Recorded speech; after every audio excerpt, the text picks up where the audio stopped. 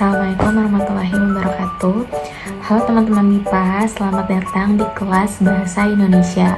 Hari ini kita akan belajar tentang teks eksplanasi dengan tema peristiwa alam atau bencana alam.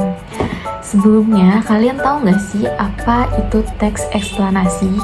Teks eksplanasi adalah teks yang menjelaskan terjadinya suatu peristiwa. Peristiwa ini bisa berupa peristiwa alam, sosial, ataupun budaya. Dan mengapa teks eksplanasi itu penting? Karena teks ini bisa membantu kita memahami mengapa dan bagaimana sebuah peristiwa itu terjadi. Misalnya, bagaimana banjir itu bisa terjadi dan mengapa terjadinya gempa bumi. Seperti itu. Struktur teks eksplanasi itu terdiri dari 3 bagian. Yang pertama, pernyataan umum. Bagian ini berisi pengenalan tentang peristiwa yang dibahas. Contohnya, banjir adalah peristiwa meluapnya air yang menutupi daratan. Yang kedua, deretan penjelas. Bagian ini menjelaskan proses terjadinya.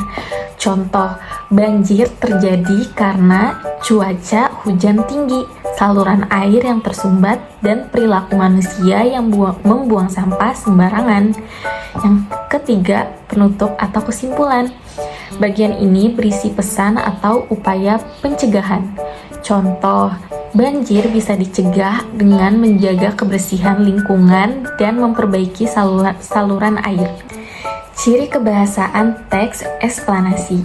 Teks eksplanasi biasanya menggunakan yang pertama, kata sebab, akibat, seperti contohnya, karena, sehingga, akibatnya.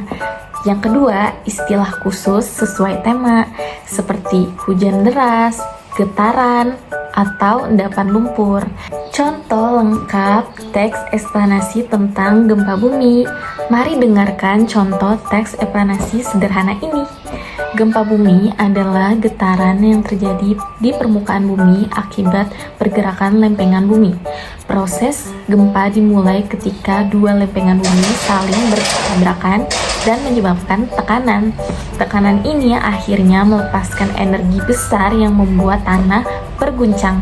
Getaran inilah yang kita rasakan sebagai gempa. Oleh karena itu, masyarakat perlu waspada dan mengetahui cara menyelamatkan diri saat terjadi gempa.